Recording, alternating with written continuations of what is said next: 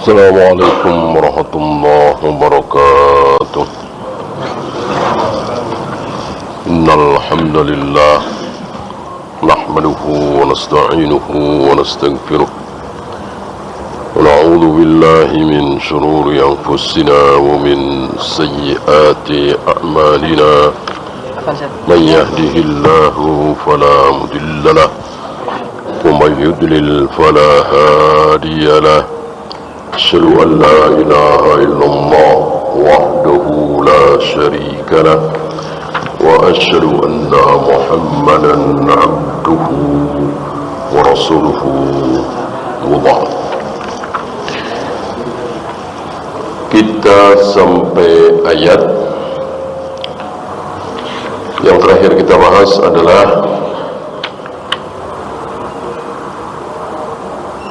wajib mengimani seluruh ayat hadis tentang Allah apa adanya. Jangan ditambah-tambah, jangan dikurang-kurang, jangan diotak-atik, jangan disamakan dengan sifat kita dan seterusnya. Istilahnya jangan ditakwil, jangan ditaktil, jangan ditafwid, jangan tasbih. Ya, kita tinggalkan pembahasan tentang ini. Kita masuk di ayat. Ini salah satu keistimewaan beliau, ya. Salah satu tanda kedalaman ilmu beliau. Apa? Membikin bab berupa ayat. Berarti beliau faham betul apa maksud ayat itu. Nah, banyak di antara orang yang berilmu, tokoh, dia tidak faham tentang ayat yang dia bawakan. Arti tahu, ya. Ambil contoh misalnya apa yang di surat Al-Baqarah 120 sekian, ya. Yatlunahu haqqa tilawati, bahwa mereka orang-orang yang beriman, beramal soleh yang baik itu yatlu Al-Quran dengan sebaik-baik tilawah. Nah, mereka sering memahami ayat ini bahwa membaca Al-Quran, menurut ayat ini, membaca Al-Quran harus benar, tajwidnya, makhrajnya, panjang pendeknya tentu betul. Baca Al-Quran harus benar, makhrajnya, tajwidnya, panjang pendeknya. Tapi nggak ada hubungannya dengan ayat ini. Ayat ini tidak ada hubungannya dengan perintah membaca Al-Quran dengan benar, walaupun ada kata-kata tilawah. Gitu. Lihat ayat sebelumnya, lihat ayat setelahnya, kan? Walan tardu'an kal yahudu walan nasara hatta tattabi'a millatahum dan seterusnya. Qul innama hudallah. Tidak ada hubungannya dengan baca Al-Quran dengan tajwid. Bahwa kita membaca Al-Quran dengan tajwid yang benar, makhraj yang benar, betul sekali, memang harus seperti itu. Tapi nggak ada hubungannya dengan ayat ini. Walaupun ayat ini ada ucapan haqqa tilawati, sebenar-benar tilawah. Kenapa? Karena lihat, nggak ada hubungannya. Yang kedua, tala yatlu tilawatan, artinya membaca betul, tapi bukan cuma membaca. Bukan cuma membaca. Tala yatlu tilawatan, selain membaca adalah mengikuti. Nah, ini yang pas. Ini yang pas. Ya. Wal qamari idza tala yatlu tilawatan. Mosok bulan membaca matahari. Yang benar bulan mengikuti matahari. Matahari berjalan, bulan juga berjalan, seolah mengikuti. Nggak pernah bertemu, kan, tidak pernah tabrakan.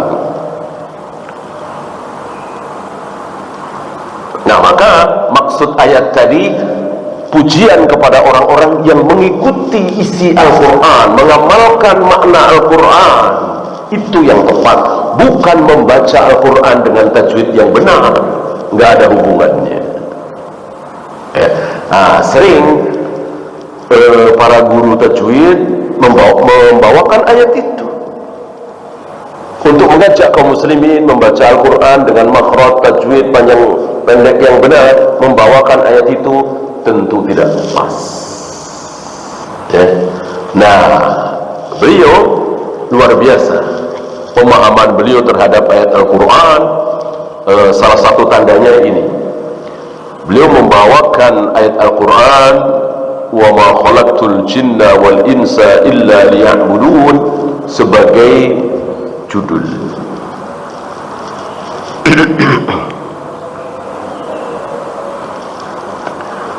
Tidaklah kami ciptakan jin dan manusia kecuali agar mereka beribadah kepadaku, liya'buduni ay liwahiduni, agar mereka mentauhidkan aku.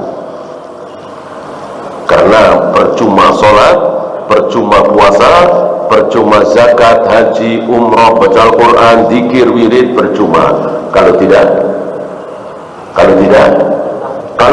mentauhidkan Allah. Dan itu banyak sekali saudara-saudara kita yang sholat, bahkan menjaga dengan berjamaah di awal waktu, saum, bahkan bukan cuma Ramadan, Senin Kemisnya, bahkan ada yang puasa daun, sedekah luar biasa, haji berkali-kali, umrah lebih berkali-kali lagi, tetapi dia tidak mentauhidkan Allah. Dia meyakini bahwa Allah bisa menurunkan hujan, wali fulan juga bisa menurunkan hujan. Allah bisa mendatangkan rezeki, wali fulan juga bisa mendatangkan rezeki. Jibril bisa mendatangkan rezeki, Rasulullah bisa mendatangkan rezeki. Loh, ibadahnya hapus. Yang diancam siapa? La in asyrakta la yahbatanna amaluka. Ini ancaman kepada siapa? Kepada Nabi alaihi salatu wassalam, Muhammad. Jika engkau berbuat syirik, hapus seluruh amal. Gimana kita? Nabi saja diancam, la in asyrakta. Khitabnya kan Nabi alaihi salatu wassalam, mukhatabnya Nabi alaihi salatu wassalam. Muhammad, jika engkau berbuat syirik, hapus seluruh amalmu. Apalagi kita, ya. Maka hati-hati sekali tentang syirik ini. Jangan pernah meremehkan, menganggap seolah kaum muslimin sudah selamat semua dari syirik, lalu menghabiskan waktu untuk berdakwah. Jangan berzina, jangan minum khamr, jangan berjudi, jangan korupsi, jangan membunuh. Sementara tanpa dakwah, tanpa ceramah, orang-orang tahu nggak kalau berzina, minum khamr, berjudi, membunuh, korupsi haram? Yang nggak pada ngaji tahu nggak itu? Tahu. Tanpa ngaji, tanpa ceramah, tanpa diceramain, tanpa dinasihati, mereka sudah tahu kalau itu semua haram. Ya? Kalau ini syirik, ini bid'ah, nggak tahu. Kalau nggak dikasih tahu, mereka nggak tahu. Ya. Nah, sangat disayangkan kalau para duat menghabiskan waktu hanya untuk seperti itu. Ya, boleh, tentu bagus sekali, tapi jangan habis waktu. Sisakan, bukan siksakan, ya. Utamakan tauhid agar kaum muslimin tidak terjatuh dalam syirik, agar kaum muslimin tidak terjatuh dalam bid'ah. Karena ini yang menyelamatkan kaum muslimin ilmu ini. Kalau tidak seperti ini, nggak akan selamat. Kalau tidak dikasih tahu, nggak bakalan tahu. Kalau zina, khamr, judi, membunuh, korupsi, nggak dikasih tahu, insya Allah pasti mereka sudah tahu. Bahkan orang kafir juga tahu.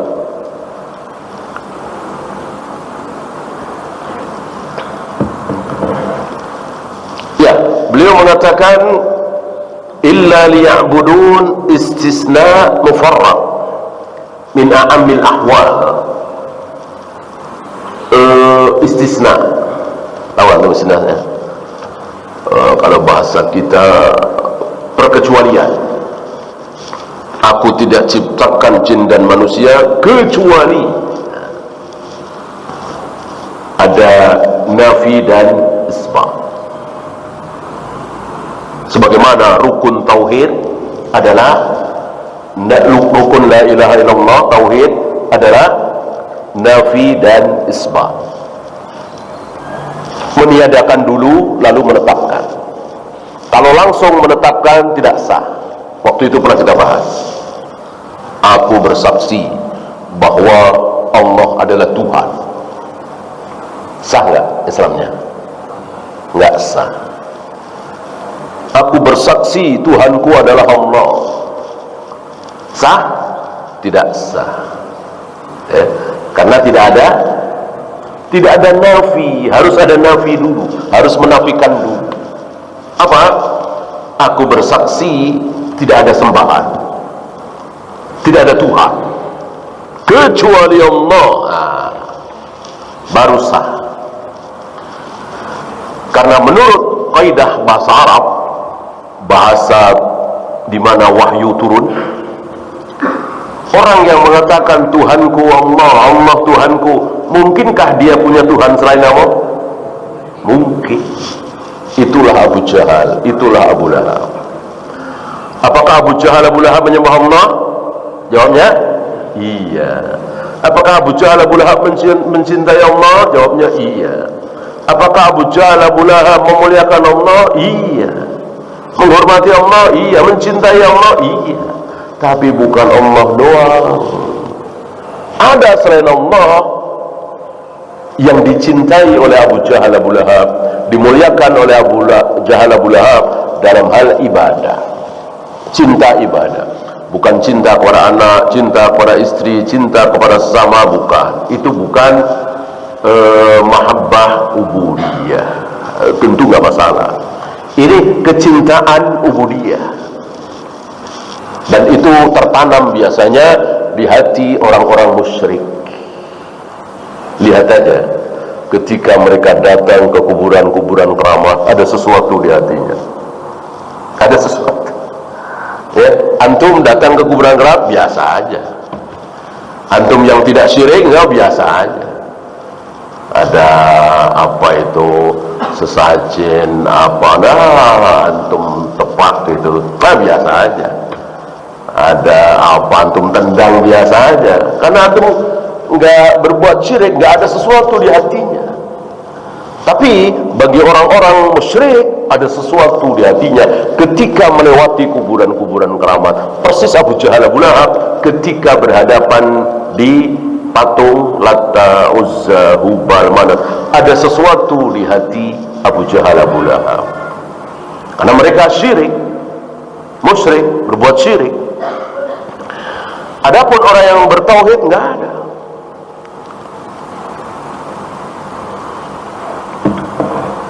Maka kan dihancurkan. Jika kaum muslimin punya kekuasaan, jika sunnah berkuasa, maka tempat-tempat seperti itu harus dihancurkan. Sebagaimana Rasul dan para sahabat ketika hari pertama menguasai Mekah, Abu Jahal, Abu Lahab sudah kalah, Abu Jahal sudah mati ya, Abu Sufyan sudah tunduk, takluk. Apa yang pertama kali dilakukan oleh Rasul dan para sahabat di hari pertama di Ka'bah? Apa? Iya, menghancurkan patung-patung berhala. Ja'al haqqu wa zahaqal batil innal batila kana zahuqa. Sambil mengucapkan kalimat itu habis. Tapi setelah menang. Sebelum menang Rasul dan para sahabat diam. Ketika Rasul dan para sahabat di Mekah 13 tahun pertama Islam, diam, nggak diapa-apain. Antum bisa bayangkan bagaimana perasaan Nabi sholat ketika di Mekah. Sudah ada sholat apa belum? Sudah kan? Sebelum Isra Mi'raj sudah ada salat belum? Sebelum Isra Mi'raj sudah ada salat belum? Sudah. 2 rakaat, 2 rakaat, 2 rakaat, 2 rakaat, mau pagi, mau petang, mau siang, mau malam, nggak ada aturan. Nah, setelah Isra Mi'raj baru ada aturan. Ada subuh, ada duhur, ada asar, ada maghrib, ada isya, sekian rakaat, sekian rakaat. Sebelum itu bebas. Nah, disitulah Nabi sholat, menghadap ke Baitul Maqdis, sekaligus menghadap ke Ka'bah. Kiri kanan beliau berhala. Kayak apa rasanya coba? Kayak apa rasanya? Tapi Nabi dia, Nabi nggak memaksakan diri, mengikuti perasaan hawa nafsu. Kalau mengikuti perasaan ya sudah dijungkir balikkan, itu berhala-berhala. Tapi Nabi sadar belum kuat, belum punya kekuatan.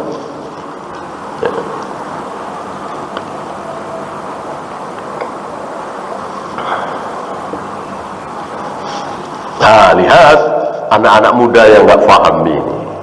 Biasanya anak-anak muda khawarij, kekuatan belum ada, yang berkuasa adalah ahlul bidah, yang berkuasa adalah orang-orang kafir, tapi memaksakan diri. Ikuti Nabi dan para sahabat. Ya.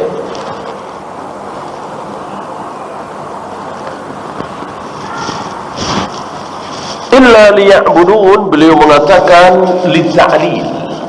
Jadi ada alasan kenapa Allah menciptakan jin dan manusia. Ada alasan, ada tujuan, dan tujuannya cuma satu. Supaya apa?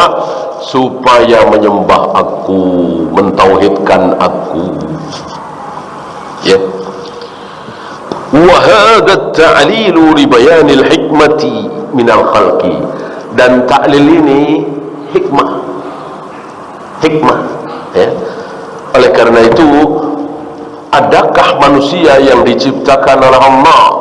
Adakah jin yang diciptakan oleh Allah dan sampai hari ini tidak menyembah Allah? Ada apa tidak? Banyak. Banyak. Loh, bukankah dikatakan di sini, tidaklah aku ciptakan jin dan manusia kecuali supaya mereka menyembah aku? Kenapa banyak yang tidak menyembah? Karena libayanil hikmah.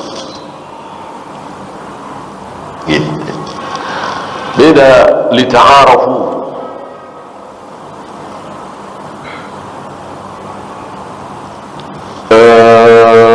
Kami ciptakan manusia berbangsa-bangsa, bersuku-suku, supaya apa? Supaya saling mengenal. Ya. Kalau ini pasti, ya kan? Pastilah. Nggak mungkin orang hidup di dunia lahir nggak kenal siapa-siapa, pasti nggak waras dia. Gitu. Kalau waras pasti kenal, minimal tetangga, teman se-RT. Illa lita'arafu, pasti. Tapi illa liya'budun, ini hikmah. Artinya bisa terjadi, bisa tidak. Bisa terjadi, bisa tidak. Walaysa ta'lilul mulazim lil ma'lum, tidak otomatis, tidak pasti. Paham ya? Karena dua-duanya ta'lil. Yang tadi ta'lil, yang ini juga ta'lil. Ya.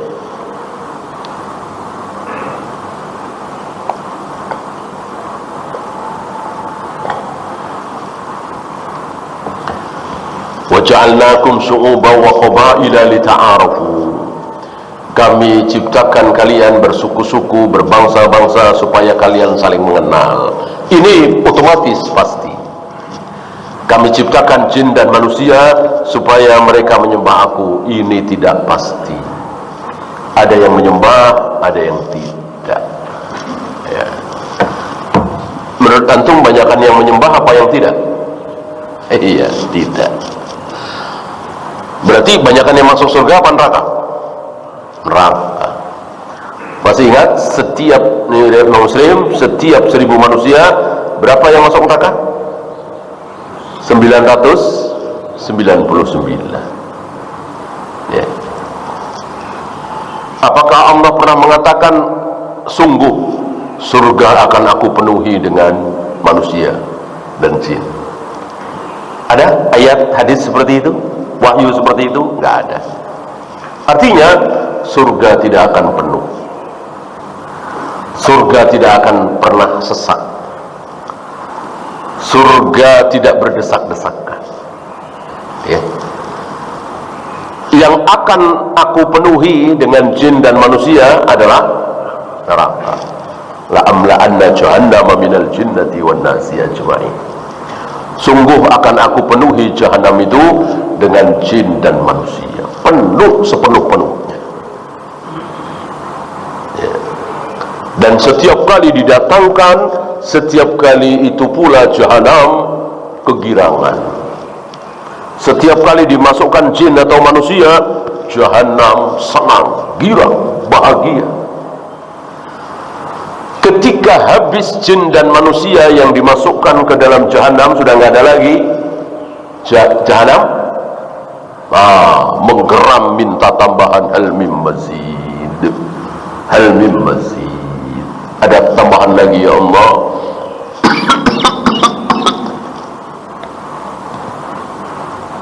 Tambahkan lagi ya Allah, tambahkan lagi ya Allah. Sementara habis, terus menggeram minta tambahan, maka Allah injakkan telapak kakinya yang mulia ke jahanam itu. Lalu jahanam mengatakan, qattu, cukup ya Allah, cukup. Baru dia.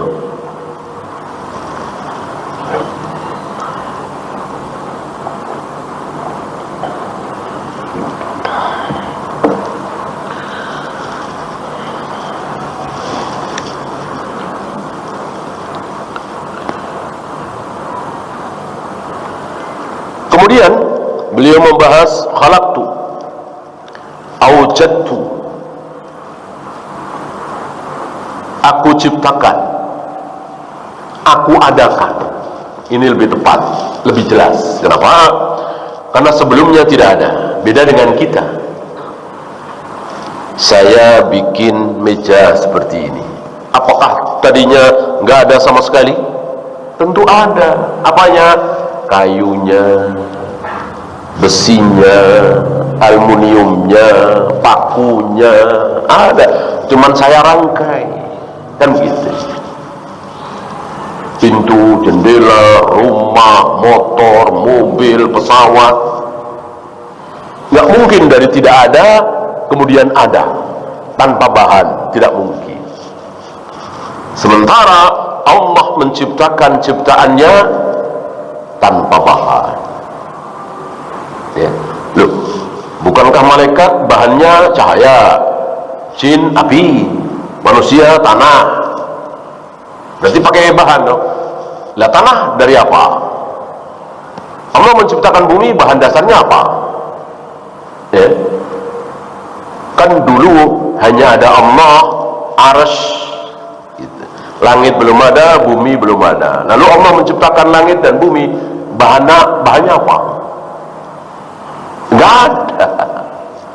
Ya, adakah yang seperti Allah menciptakan tanpa bahan? Enggak ada. Ya. Bahwa manusia dari tanah, betul. Nah, tanahnya dari mana? Ya, tentu diadakan secara baru. Maka dikatakan Allah itu badi'us samawati wal ardh, membikin bid'ah dalam hal langit dan bumi. Apa bid'ah? Iya, sesuatu yang baru, tadinya nggak ada sama sekali. Dan bid'ah ini bagus untuk yang bukan ibadah. Bid'ah itu tercela kalau itu ibadah mahdhah. Tidak boleh ibadah mahdhah ada yang baru. Saya pernah dengar seorang kiai berceramah, Allah aja bikin bid'ah, ente larang-larang bid'ah. Allah aja bikin bid'ah, badi'us samawati. Ya, ini aneh sekali. Padahal kiai sepuh, senior, sepertinya ribuan santrinya, tapi segitu parahnya pemahamannya. Wahabi ngarang-larang bid'ah, Allah aja bikin bid'ah, badi'us samawati. Ini konyol sekonyol-konyolnya ini ucapan ini. Apa kalau Allah boleh terus kita boleh? Ya. ucapan dia menunjukkan bahwa kalau Allah boleh melakukan, kita boleh melakukan. Ini lebih konyol lagi. Berarti kita boleh sombong karena Allah maha sombong. Ya.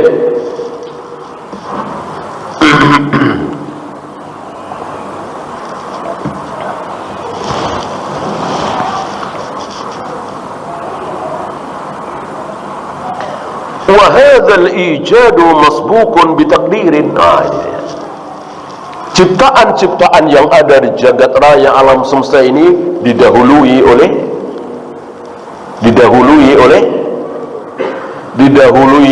takdir, didahului oleh qadar, catatan, rencana, kehendak, ilmu. Jadi tidak tiba-tiba Allah melihat langit seperti ini. Tadinya Allah mau bikin langit itu 10. Wah, kebanyakan 10 kayaknya. 7 aja. Nggak mungkin. Ya. Matahari bergerak timur ke barat. Tadinya dari barat ke timur. Wah, kayaknya nggak enak. Bagusan timur ke barat. Nggak mungkin. Jadi dari awal mula sudah direncanakan. Matahari begini, bulan begini, bintang begini, Pluto begini, Mars begini. Sudah direncanakan. Jangankan yang besar-besar seperti ini. Antum duduk seperti ini. Si A sebelah sini, si B sebelah sini, si C sebelah sini. Sudah direncanakan oleh Allah belum? Sudah ditulis oleh Allah. Sudah diketahui oleh Allah. Dan itu kehendak Allah. Ya, maka dikatakan di sini wahadzal ijadu masbukun bitakdirin. Seluruh ciptaan ini didahului dengan takdir, qadar, qada, ilmu. Wa aslul khalqi at-takdir, dan asal ciptaan itu adalah takdir. Ya. Tidak ada yang belum ditakdirkan, tidak ada yang belum ditulis. Wa kullu syai'in ahsaynahu fi imamin mubin. Segala sesuatu, wa kullu syai', pakai syai' nakirah lil istiqraq, artinya tidak ada perkecualian. Segala sesuatu telah kami tulis di lauh mahfuz. Adakah yang tertinggal? Tidak ada. Sekecil apapun, sebesar apapun, semuanya ditulis. Kemudian beliau membahas sedikit tentang jin. Wa ma khalaqtul jinna, jin bisa jin, bisa jinnah, minal jinnati wan nas. Jadi bisa dalam bentuk mudzakkar, bisa dalam bentuk muannas. Kalau nas tidak. Nas tidak ada muannasnya, nas saja. Nggak ada nasah, ya. Kalau jin ada jin, jinnah. Beliau mengatakan hum alamun ghaibiyun makhfiyun anna. Jin adalah alam yang gaib, yang tersembunyi dari kita. Beliau tidak mengatakan jin berada di alam lain. Betulkah ucapan sebagian orang bahwa jin berada di alam lain? Betulkah jin berada di alam lain? Tidak betul. Yang benar, jin sama dengan kita, satu alam, alam dunia ini, di muka bumi ini, ya. Hanya bedanya apa? Iya, wa qabiluhu yarawnakum min haitsu la tarawnahum. Bahwa jin-jin itu bisa melihat kalian, wahai manusia, sementara manusia tidak bisa melihat jin. Itu doang. Jadi bukan beda alam. Bedanya mereka melihat kita, kita melihat mereka. Ya. Dan ini menunjukkan jin itu kuat apa lemah? Menunjukkan lemah. Menunjukkan kalau mereka kuat dan kita dibiarkan oleh Allah, habis kita. habis kita, ya. Para nabi, para rasul habis dibunuh-bunuhin para jin, oleh iblis, ya. Iya, ya, mereka melihat para nabi, para rasul, ya. Sedangkan para nabi, para rasul, para ulama tidak melihat jin, tidak melihat iblis. Nah, ini menunjukkan bahwa kita dilindungi oleh Allah. Bahkan antum tahu lidi ditaruh di atas minuman seperti ini, gelas seperti ini, ya. Bisa ngangkat nggak jin lidi itu? Bisa ngangkat? Nggak bisa.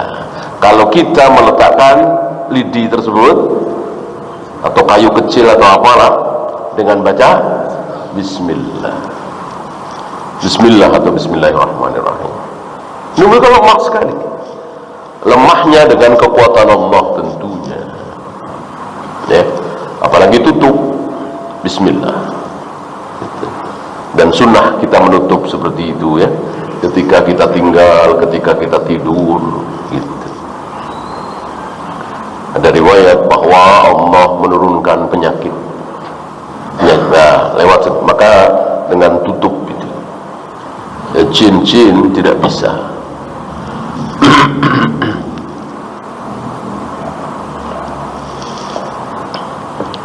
Maka jangan takut, jangan takut, terutama dengan sunnah, terutama dengan sunnah.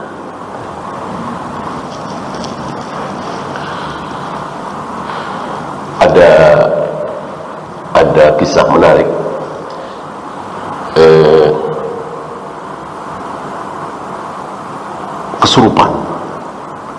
Kesurupan. Ketika dibacakan beberapa ayat Al-Quran, dia biasa aja, ya. Yang membacakan orang-orang awam, nggak kenal sunnah. Begitu dia yang bacakan, ya, dia ngaji biasa, namanya Paryanto. Dia bacakan luar biasa, langsung. Ini menunjukkan berpengaruh, ya. Jin itu dipengaruhi, ya. Maka pantas Nabi mengatakan, setiap kali Umar melewati satu jalan dan di jalan itu juga ada jin yang melintasi jalan itu, maka jin-jin itu pasti akan mencari jalan lain. Ini bodoh kan? Jinnya bodoh kan? Ya. Umar ngeliat jin apa enggak? Umar ngeliat jin apa enggak? Enggak, berarti bodoh. Kalau jin-jin itu pintar dikit, biarin aja, Umar nggak lihat ini, iya kan? Biarin aja Umar nggak lihat. Berarti jin-jin itu bodoh, dibikin bodoh oleh Allah, dibikin takluk, dibikin nggak berdaya di hadapan orang-orang yang beriman, beramal saleh, berilmu. Inilah jin.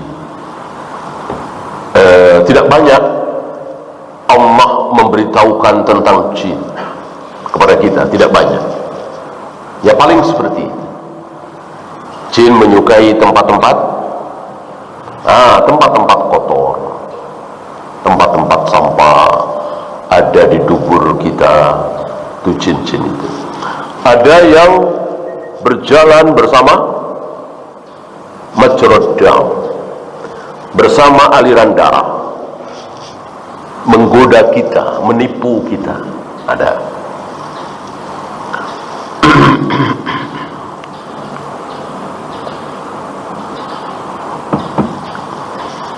Ada yang khusus menggoda orang yang sedang sholat, disebut khinsab, ya. Dan dia sering mengingatkan sesuatu yang selama ini dia lupa, gitu ya. Tadi handphone taruh mana ya, cari ke sono, cari sini, cari sono. Begitu sholat, Allahu Akbar, astagfirullah, itu di pinggir jalan itu saya taruh. Jadi ingat gitu. Emang biar nggak konsentrasi. Itu. Inilah tipu daya jin. Ya. Dengan apa mengalahkan mereka tadi ayat-ayat Al-Quran? Kalau mereka mengganggu ke dalam fisik manusia, kalau mengganggu hati manusia, ya tentu kita harus berjuang setiap saat. Jangankan kita, para ulama digoda dalam hati. Adapun fisik satu dua, ya. Tangan, kaki, lisan,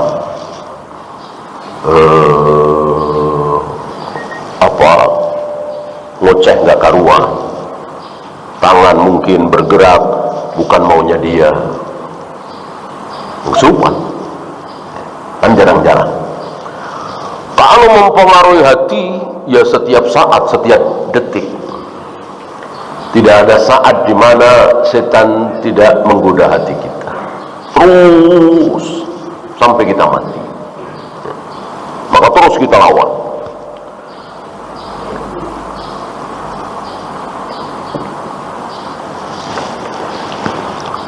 Oleh karena itu, kalau ada orang mengaku bisa melihat jin, dia orangnya baik, berilmu, jujur, ya. Antum percaya apa tidak? Jangan percaya. Karena tentu kita lebih percaya dengan Al-Quran, hadis, daripada siapapun. Taruhlah Imam Syafi'i, taruhlah Imam Bukhari. Pokoknya siapapun yang berbicara bertentangan dengan Al-Quran dan Sunnah, wajib kita tolak. Wajib kita tolak, ya.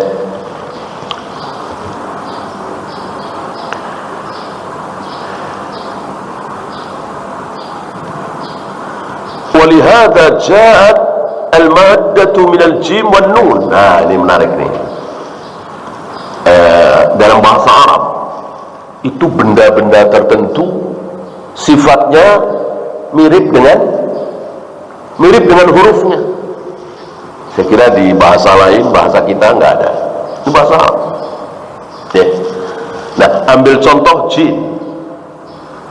Jin hurufnya jim dan nun. Antum tahu lah jim dan nun. Apa sifat jim dan nun itu? Ya. Tertutup gitu. Ada yang nutup. Jim kan begitu, nun kan begitu. Maka jin itu tertutup.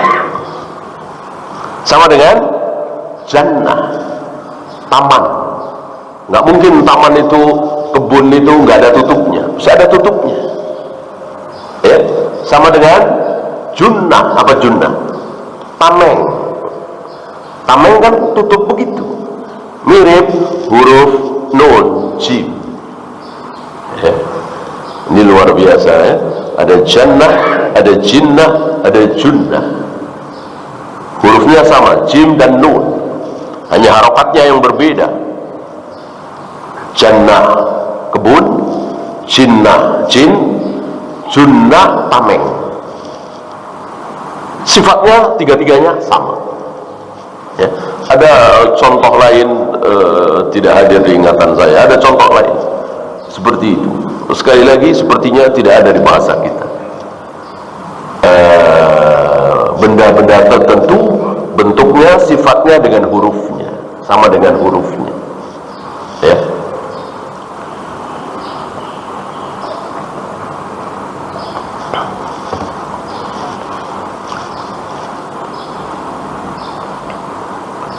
Maka antum jangan pernah mengatakan alam jin, karena alam jin dengan alam manusia ini sama. Ya. Dan jangan mengatakan sesuatu tentang jin apa yang tidak ada dalilnya, hanya dengan pengalaman-pengalaman, percobaan-percobaan. Apa percobaan dalam bahasa Arabnya? Percobaan jarraba yujarribu. Antum pernah dengar mujarobat? Pernah dengar ya? Iya, mujarobat. Mujarobat itu cuman pengalaman-pengalaman seseorang ditulis dijadikan dalil. Bolehkah? Ya nggak boleh. Ya, si fulan dulu pernah ketemu orang kesurupan, lalu nggak jauh dari situ ada daun kelor misalnya. Lalu dikepret pakai daun kelor, tiba-tiba sembuh. Lalu ditulis mengusir jin daun kelor. Bolehkah? Tidak boleh. Pengalaman pribadi seseorang tidak boleh dijadikan dalil. Jangan kayak orang torekot sufi, dalilnya pengalaman orang. Ada satu firqah besar di dunia ini, di Indonesia masuk banyak tahun 2000-an 90-an rame. Alhamdulillah sekarang mulai sepi. Itu kalau ceramah dalilnya apa? Kalau ceramah dalilnya apa? Pengalaman pribadi. Pengalaman pribadi dijadikan dalil. Pengalaman seseorang, pengalaman syekh. Jarang sekali Al-Quran dan Sunnah, Al-Quran dan Sunnah. Ahlu Sunnah tidak seperti itu. Pengalaman itu ya sekedar cerita saja, penguat saja, bukan dijadikan dalil. Mereka enggak dijadikan dalil. Maka tidak boleh pengalaman seseorang lalu disimpulkan, lalu menjadi pengetahuan tentang si ruqyah misalnya, ya. Mungkin dia hafalnya surat Waqiah misalnya.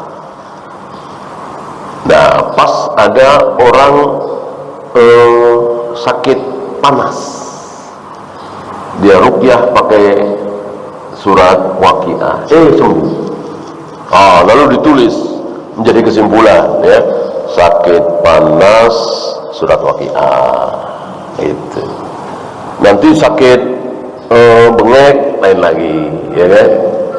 Bolehkah seperti itu? Nggak boleh. Pengalaman seseorang tidak boleh dijadikan dalil. Mau sakit apapun boleh dibacakan ayat manapun, yang penting Al-Quran, jangan hadis. Ya. Hadis bukan mukjizat lafadznya. Hadis itu mukjizat apanya? Isinya.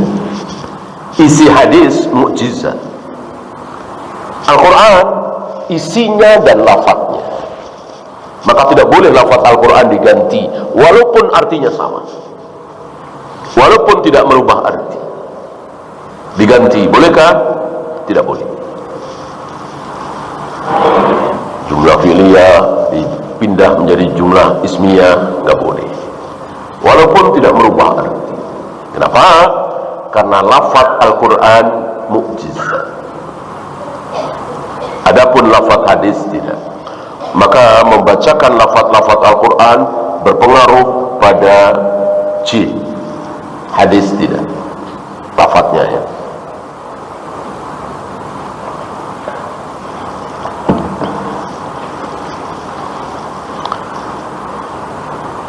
Kemudian al-ins. Setelah beliau membahas jin, beliau membahas insan manusia. Summu bidzalika, ini lagi, ya, menarik lagi nih. Di manusia disebut al-ins karena apa? Li'annahum la ya'ishuna biduni inas. Karena tidak mungkin manusia itu bisa hidup tanpa inas, tanpa kasih sayang, keramahan. Ya, nggak mungkin orang hidup itu diam-diaman gitu. Beda sama kucing, anjing, ya. Ngumpul tuh diam-diaman, ya kan? Nggak pada ngobrol gitu. Nah, kalau kita kan ngobrol, ya, enak, ya. Kalau kita bertiga, berempat di satu tempat setengah jam pada diem semua kan nggak enak, ya. Kalau kucing anjing enak-enak aja gitu, diem-dieman, ya. Justru begitu bersuara malah berantem, ya. Nah, kalau kita tidak ramah gitu, senyum, sapa, saya kira hewan tidak seperti itu. Ketemu ya biasa aja, ya. kita ada salam, ada sapa, gitu kira-kira. Ya, itu saja. Ada pertanyaan, silakan.